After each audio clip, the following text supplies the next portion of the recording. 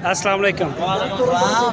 यार ए दोवें ਤੁਹਾਡੇ ਨੇ हाँ जी अपने ने ਦੋਂਦੇ ਖੀਰੇ खीरे ਕੀ ਮੰਗ ਰਹੇ ਇਹਦਾ ऐसा 1.5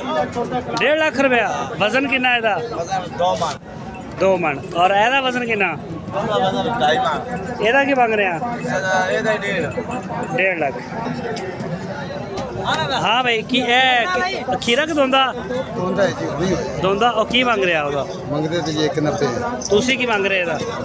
ਅਸੀਂ ਉਸ ਵੱਡੇ ਤੇ ਇਹਦਾ ਜਾਏਗਾ ਇਹਦਾ ਇਹਦਾ ਜੀ 130 1 ਲੱਖ 30 ਬੜਾ ਮੰਗ ਰਹੇ ਯਾਰ 1 ਲੱਖ 30 ਹਜ਼ਾਰ ਹਾਂ ਭਾਈ ਖੀਰਾ ਕਿ ਦੋਂਦਾ ਹੈ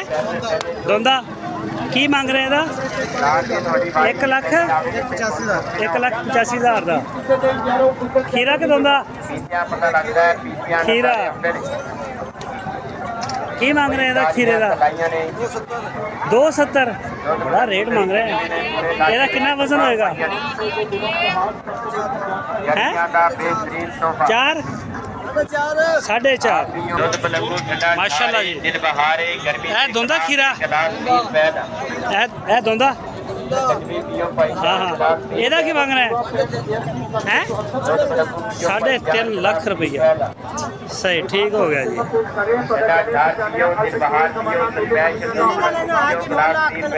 ये जगह सारी जानवरों से भरी होती है ये वाली ये सारी खाली है ये बहुत बड़ा ग्राउंड इधर खाली पड़ा हुआ है इस साइड पे और यहाँ पे ये थोड़े से जानवर आए हैं ये इधर ही खड़े हैं ठीक है बाकी ये छोटे छोटे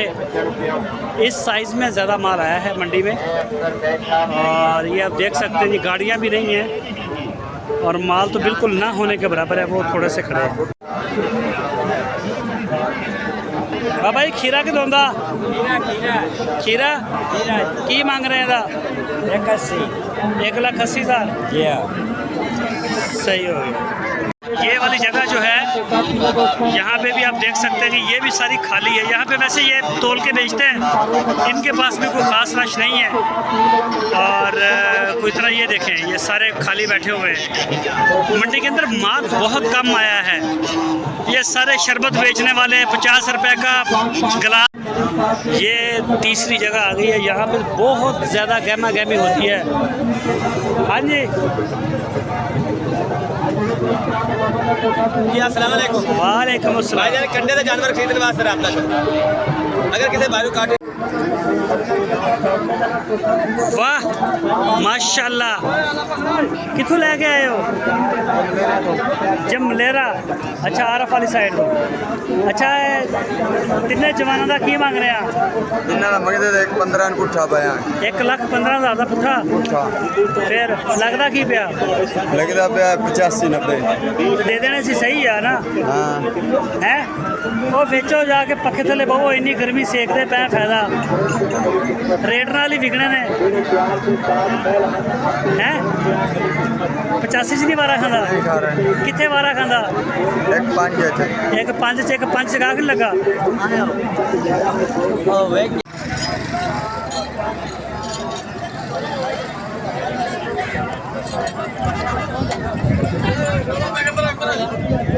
की मांग रहे हो जोड़ी का की मांग रहे हो जोड़ी का की मांग रहे हो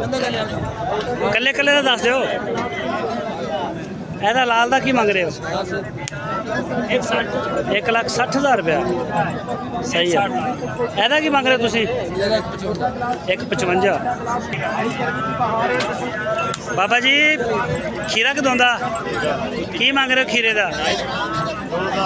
2,10 शहजादे की हाल है की मांग रहे हो 1,45,000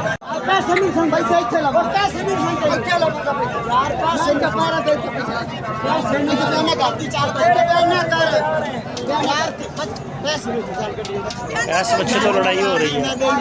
है इस बच्चे की है इन्नी लड़ाई हो रही